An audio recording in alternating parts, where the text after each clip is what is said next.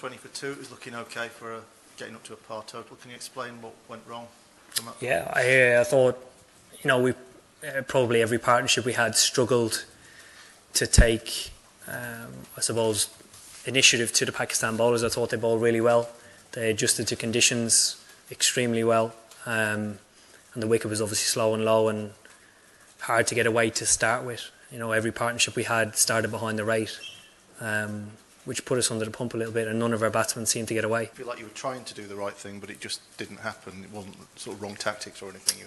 I felt as if we were always trying to take a positive option against them, but obviously given the conditions it didn't allow us to do that. Ben Stokes 60 balls and no fours kind of tells its own tale, doesn't it? I think it does. I think Joe Root in a similar vein. He's normally timing the ball even when he's in a defensive mindset. The fact that he was quite sluggish at the start, I was as well, and given I've been in reasonable form of late, I thought it was quite tough. Yeah. You touched on conditions there. What did you make of them? Do you feel as though they kind of played into Pakistan's hands a little bit? I don't think there was any home advantage, if that's what you're asking. We knew that we were going to play on a used wicket at some stage in this tournament, and certainly we found out the other day that today was going to be on a used wicket. And having watched the game against Sri Lanka, we actually didn't think it was that bad. But certainly today, it was coming from Edgbaston. It was obviously a big jump in pace and bounce, and too much of an ask for us to adjust to, really. And following on from that, do you feel that it was kind of your side's failure to adapt to those conditions really that cost you, and does that leave you a little disappointed, bearing in mind the talent and the skills that you've got? Yeah, we left ourselves short today, adapting to the conditions, and it's a big frustration because I think we've played some great cricket in this tournament so far, and we weren't anywhere close to it today. And fair credit to Pakistan, they played brilliantly. You were unbeaten in the tournament. What do you think? This was a pressure match, or you were overconfident? Your team was overconfident? Certainly not overconfident. We played against some really good sides recently, and we've managed to beat them.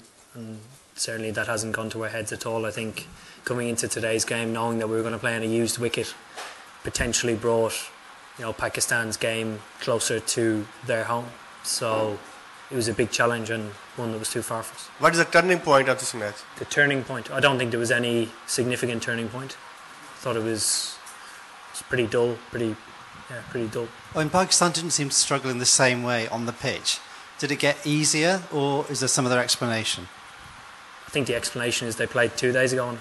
4 years ago you played the final against India in conditions that didn't suit you. The same's happened again today.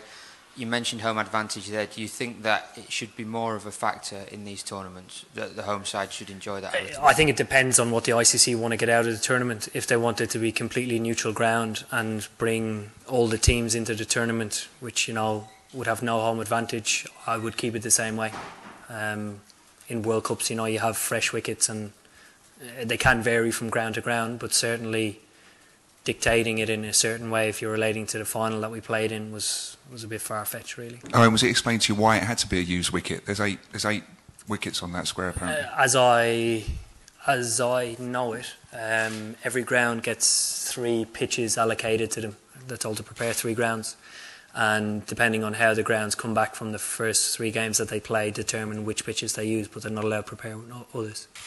This tournament seen as a sort of a dry run for the 2019 World Cup. What can you guys take from it as a team, and do you think we'll be stronger for the experience? I think we are, certainly. One of the huge contributing factors to us topping our table and playing very good cricket in the group stages is that we've stayed true to what we believe in and what's worked for us the last couple of years. And I think that's the continued formula for the future. I think it will have to evolve in whatever manner the game does over the next 2 years in the lead into the World Cup. But certainly I think we're moving in the right direction.